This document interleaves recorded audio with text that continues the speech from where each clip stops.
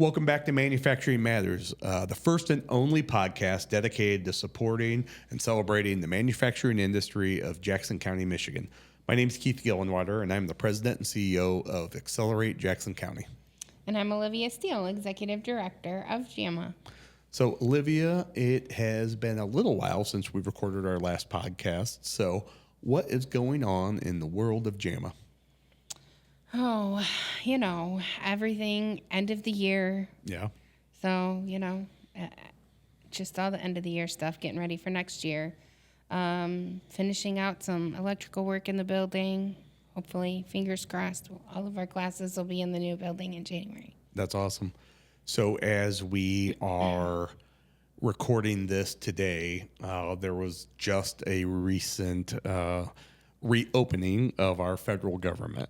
So did that have any effect on your organization over the last 43 days or whatever the shutdown was? Yeah, so registering apprentices was a no-go. So the Department of Labor employees were furloughed for that time. So we were trying to register and put them in the system and allowing them to take classes and all the things, but it's not official until they get approved by the DOL. So we'll see how long it takes, with all the organizations that do this, how long it takes for them to get caught up. Right. For us, we had, obviously I have a couple of employees in my office, a handful of employees that are directly supported by DoD funding. Thankfully, we had an approved grant agreement already.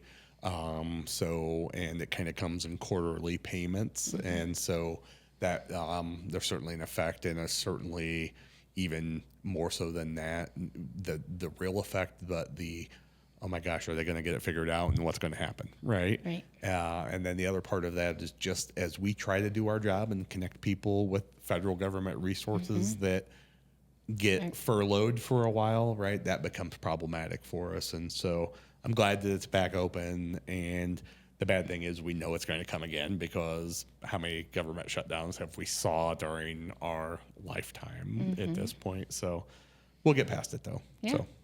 But what else is happening at Accelerate Jackson? Well, now that the government's open. So we've got a lot going on. And so, as you well know, I have an open position in my office. And so my vice president of our organization, who had been with our organization for almost 27 years, is no longer with our organization, left to pursue a CEO position outside of Jackson County. And so wish her the best of luck. And so that presents challenges to us, but also presents a really good opportunity for us, right?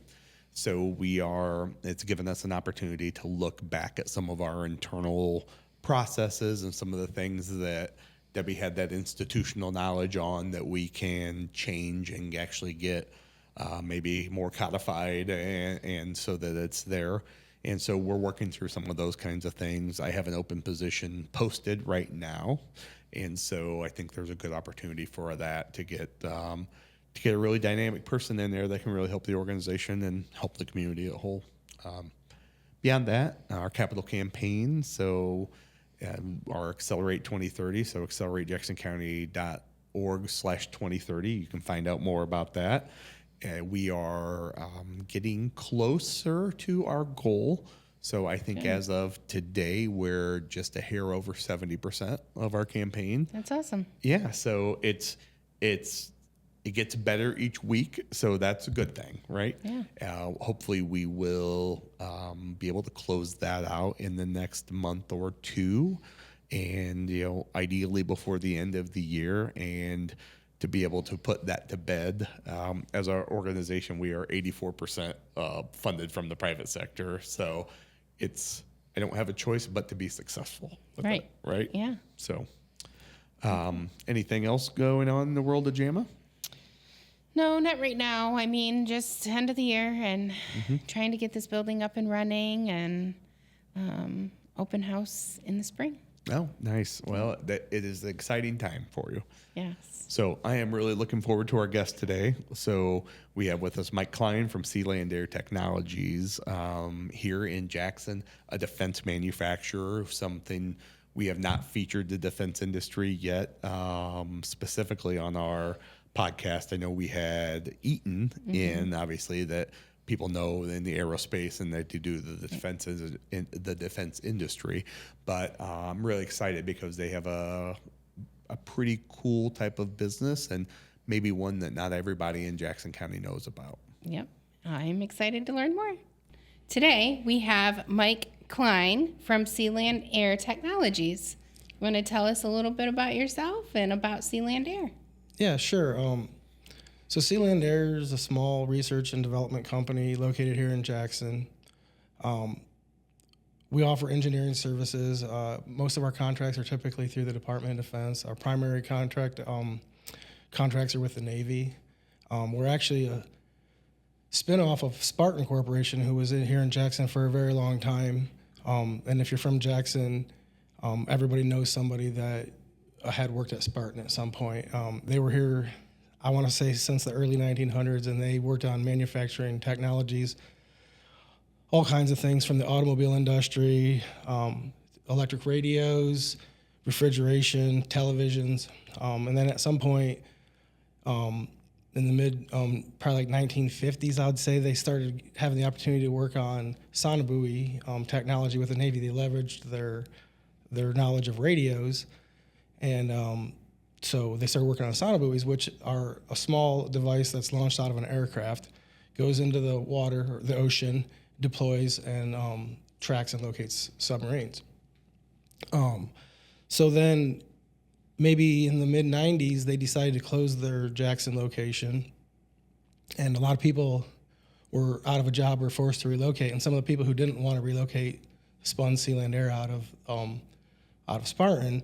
And their goal was to capture the sonobuoy technology Navy component of Spartan's work. So it started as a small 6 people maybe, and over the years we've grown up to be about 50 employees. I think at our peak we might have been close to 60. We might be a little bit under 50 right now. Our primary focus is still the sonobuoy industry, but we work with a lot of different customers, other R&D engineering groups. We work with prime defense contractors. We work with research institutions and additionally like universities. So we do a lot of different things. Primarily, we're in the sonobuoy industry, advancing technologies there, and our primary focus is kind of acoustic sensors, so underwater acoustic sensing. That sounds like something I would never understand if I had to. You could probably throw me into that company for days or for weeks or for years, and I would be like, what is it that we make and how do we do it? So that's kind of funny that you say that. We do have some people in admin that, have been, takes a little bit more for them to say, now, what are we doing? I don't know what that means or whatever. And that's one thing that I'm working on, is try to have more tools and training across the company that, like, sonobuoy training, what do we do, and like making that available to all of our staff, not just engineering. I mean, I think it's important for everybody to know what they're doing at work or what we're doing, and I think some of that hasn't really been transferred to all the employees, so that's something that I have been focusing on. And we've been doing a little bit of hiring recently, and so I have a training that comes in after HR does all their training and stuff, and then we do an engineering level training and say, what are sonobuoys, what are we doing? That's and awesome. kind of cracks things open a little bit to give people the ability to ask questions, because it is really unique. I mean, when I interviewed here 15 years ago, I mean, I answered all the questions the way I thought I should to get the job. I walked around the lab and everything, but I'm looking at these things, I'm like, I don't know what that is, And I'm like, yeah, I'll do it, sure, sign me up, whatever you need, I'll do it. And so. Well, what kind of technologies are you using at SeaLandAire? Our primary thing is that we're improving, so we improve on current existing technology, but we also prove out concepts for new technology. We focus on the sensing portion. For a sonobuoy, you're you're deploying a sensor to a depth, and then the idea is to get the data that you're collecting from your acoustic sensors back to the aircraft. So what we do, the guts of it are the acoustic sensing. That's what's really performing the requirements that you need, but you still are required to meet the performance across the entire telemetry train. So we're collecting data, we're sending it up to a radio that's on the surface, and we're sending that back to the plane. But there's other things that we do as well. I mean, we work on unmanned vehicles. You know, we have USVs, UAVs that we've developed. You know, there's a broad range of things that the Navy typically may come and ask us for different things. But again, the acoustic sensing is the big thing, and sometimes we're making sensors for other projects, not just buoys. We're building underwater sensors that go into different systems, and sometimes we don't even know what they're going to integrate these sensors into. They just give us a requirement specified for what they need. We build the sensor, it goes out. Well, so that's awesome. I guess when I hear you talking about that, then the first thing that comes to my mind is that's a very specialized type of technology, right? Oh, yes. And so existing in Jackson, Michigan, like workforce, like how do you hire somebody and then get them trained into that? I assume that there are specialized programs that you're trying to hire out of to be able to get them, or is it something you really have to learn after you come to work? So yeah, that's been a challenge in a lot of ways. Like I said, we came from Spartan, so there was like this legacy knowledge that we'd been using and building off of, and so a lot of the training has been hand down. Specifically, I think the thing that makes us more unique than anything. So we have acoustic engineers, we have electrical engineers, we have mechanical engineers. Those are really our big three groups. Electrical engineers, their work can really move a little bit easier across industry and different R&D things. We design amplifiers. We do firmware. So you can come in with some knowledge on these things, and it's not exactly the same, but it's a little easier to find the EEs and the MEs a little bit too. There's more mechanical engineers. You can't find an acoustic engineer, and then ask to find an underwater acoustic engineer, and it's just like, yeah, right. So I mean, here I am running an acoustic underwater acoustic group. I don't have any training or knowledge. I mean, I came in as a mechanical engineer, and they're like, hey, that guy seems to know some stuff about this, and I just kind of like learned from the people that were there, and now here I am like an acoustic engineer. So, but there are a couple universities that specialize in the acoustic programs, and we try to target them when we're looking for people. We've had some people from, like, the big one really is Penn State University. They have a graduate level acoustics program. I just hired a guy. He started maybe a month ago, that's working on a master's there. They now offer an online program for masters, which has been a thing that a lot of people are doing now. So he was working as a transducer engineer, and then was able to relocate here and continue his work on the program. So That's awesome. I recently had 2 more applications for the same program. So that's kind of like stroke of luck, because I've had some positions posted for over a couple of years. I'm trying to find people, and it's just, I don't know, and then all of a sudden I've got a handful here now. That's So, awesome. Yeah, That's a good problem to have, right? It is, right. So, It is, yeah. So, but no, the acoustics are but that's not to devalue any of the other positions. It's just the hardest one to find the people for. right. So, Cool.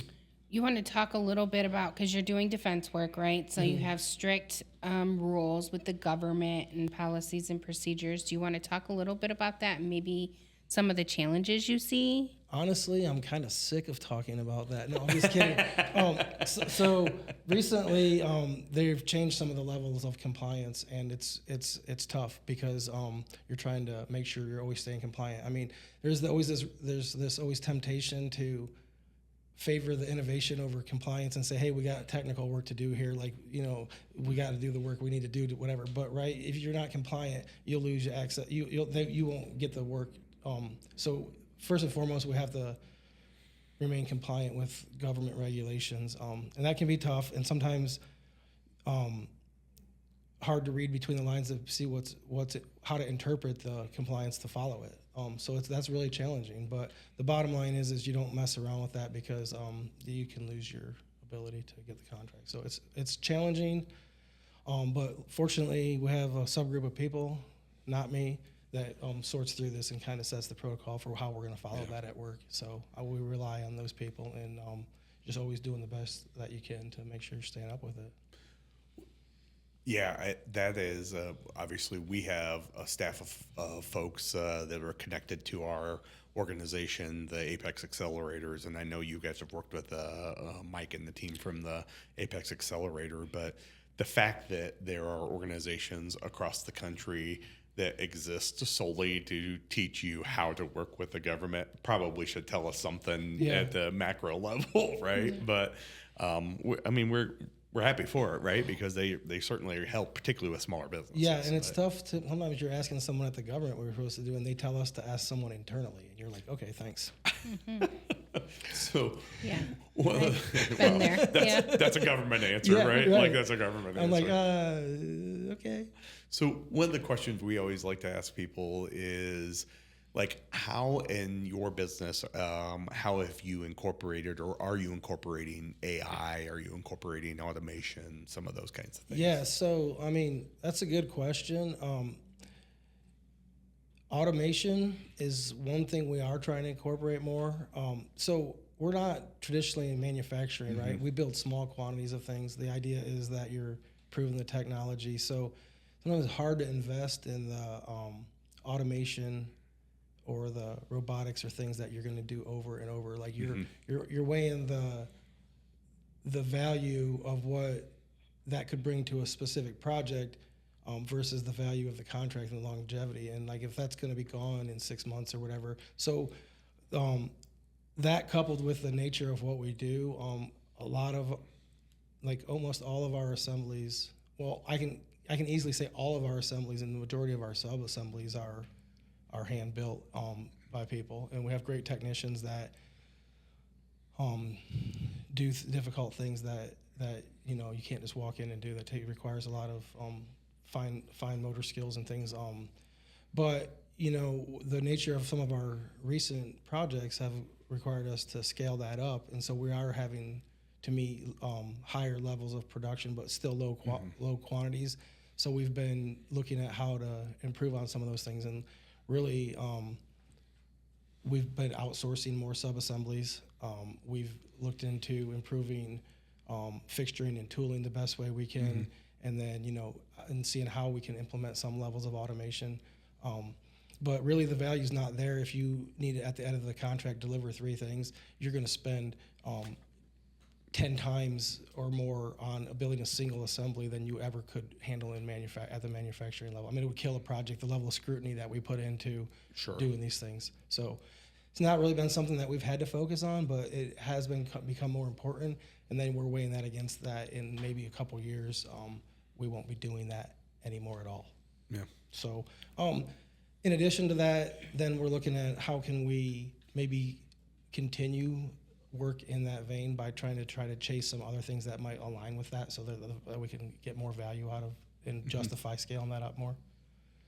Cool. So if you're not doing, those innovative things because it just doesn't make sense for the company, what about cybersecurity? Because, that's a huge topic of conversation in manufacturing right now too. And because you're doing defense work, I would assume you'd have to have some sort of cybersecurity to protect that defense data. Yeah, so that's a good question. We actually just hired a guy that we call FSO, Facility Security Officer, and he's our IT cybersecurity guy. And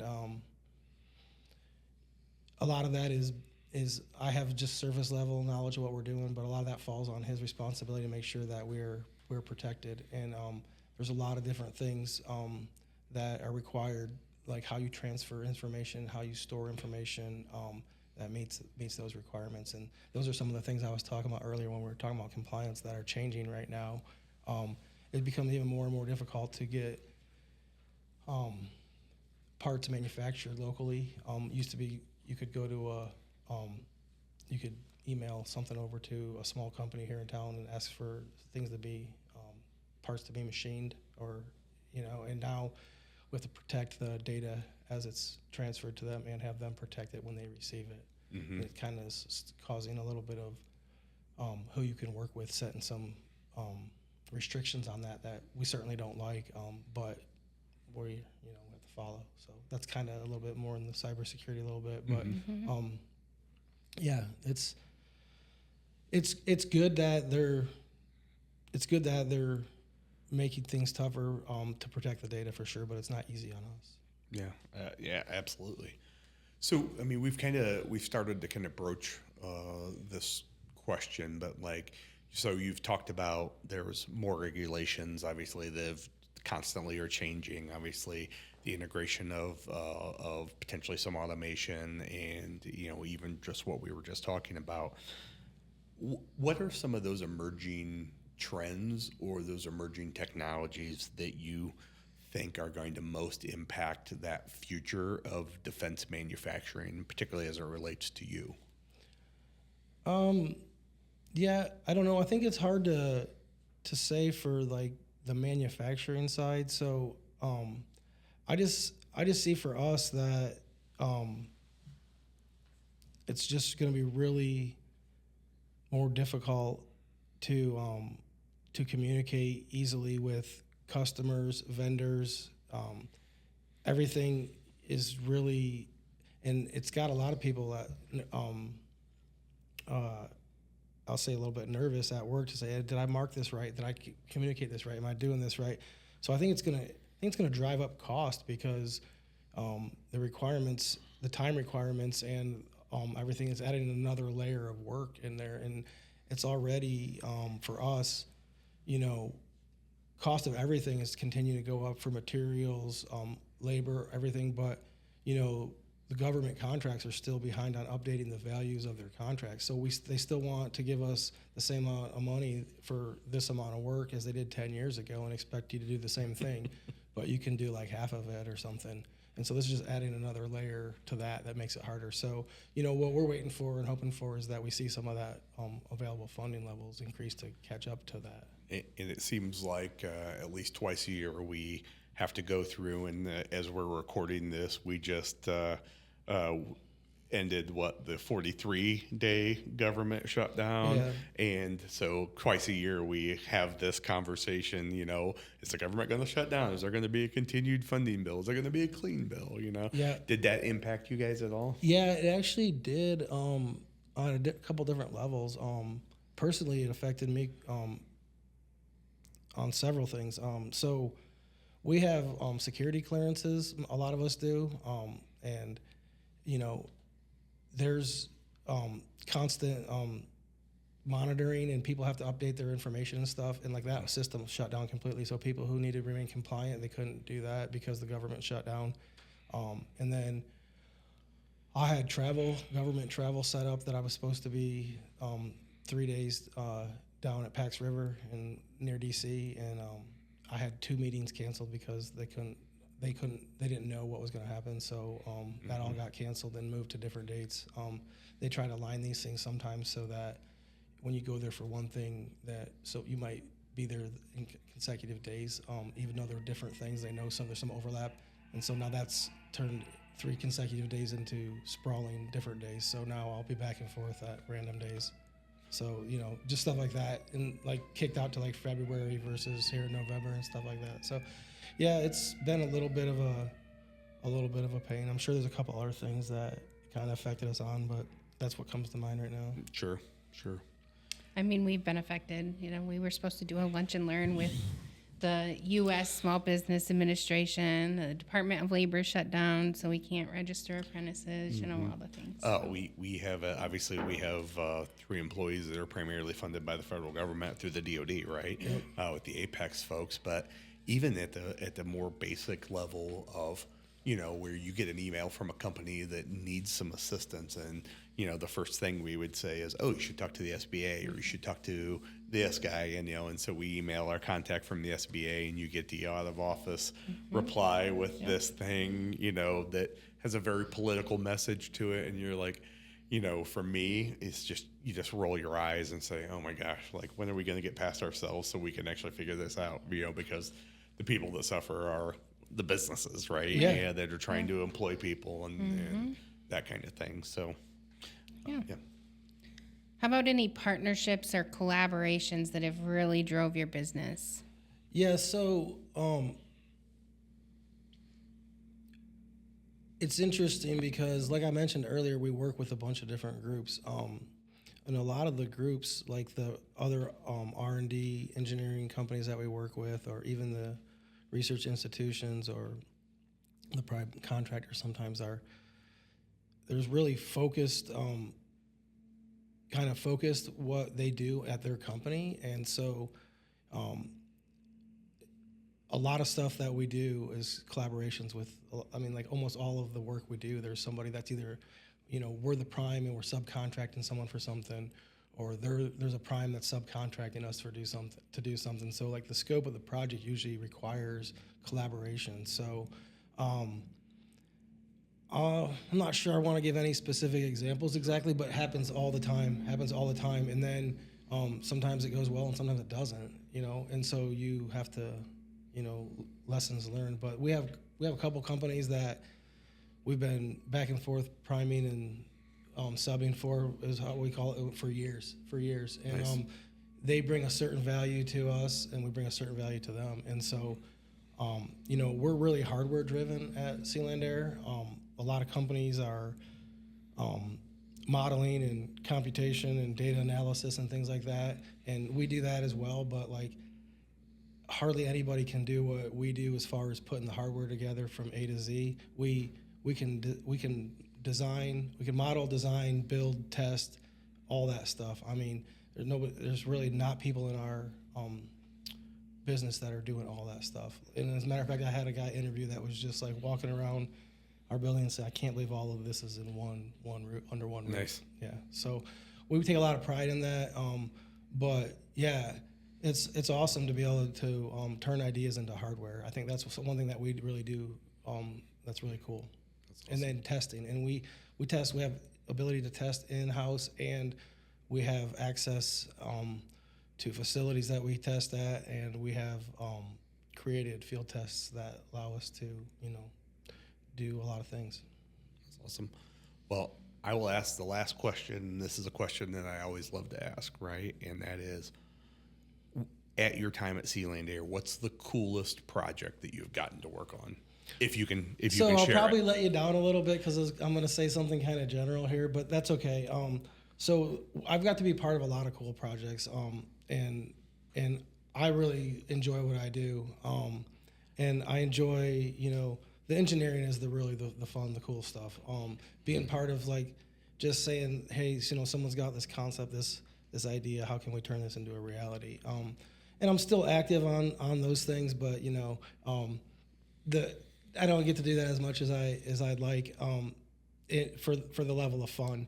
But what's always the best is the testing. Like we have to travel to Navy test facilities. You need a clearance typically to get in. They're all around the country. We do different things. We've had people from our team that have been on Navy test vessels for weeks at a time, Really? Yeah. And so when you're doing these things, you really get to see some pretty cool stuff. And to me, Absolutely. to be part of that stuff is fun. The travel, to go out there to, engage. And then the other thing is the satisfaction of getting the data back. I mean, that's what we're doing mostly, is data collection. And so when you are asked to do something to collect the data, you build the hardware, you send the team out in the field, and you get it back, and you are able to look at that and say, hey, this is working. This is cool. That's the coolness factor to me. I mean, so yeah. Sorry if I let you down. No, I think I mean, it's cool. It is. Well, if you're working in the defense industry, I mean, it's a mission-driven organization, right? Yeah. Because you think about the application of what you're doing. You're manufacturing a sonobuoy that's dropped out of an airplane that is finding submarines, and I'm guessing it's not to try to find United States submarines, right? Right. Like, Yeah. and so like you think about that and what the impact of that work that, so when you're manufacturing something, and I think that's the coolest thing about manufacturing as a whole, right? Is when you get to find out what that bigger picture is. Yeah. And that's mission driven, and it has to be. So. Yep, that's a big thing, you know, at SeaLandAire that everybody can take a lot of pride in is, you know, what we're offering to the warfighter to protect our citizens, to be part of that. You know, people take a lot of pride in that, and that's one of my things as, you know, the president. I want to make sure that our team understands that. So that's what part of and that's also brought into like the sauna buoy training that I mentioned earlier, like to like put that out there to see, like, you know, hey, this is making a difference. This is important. You know, everyone should like be proud of what they're doing here. So That's awesome. yeah. I think it really helps with the culture and the value that your employees see in themselves when they truly understand and Absolutely. they're living that mission for you too. Right. Yeah, we've had people like technicians that are building things, maybe that have been there a little while and not had a understanding of what we're doing, and then they go on a field test and they're part of like, you know, seeing what's happening and stuff, and then they come back like changed. You know, they're like, yeah. oh, this is amazing, this is awesome. Wow. That's awesome. It so, is, yeah. Well, Mike, we appreciate it. Yeah. Mike Klein, SeaLandAire Technologies. Thank you. Thanks for having me. I appreciate Absolutely. it.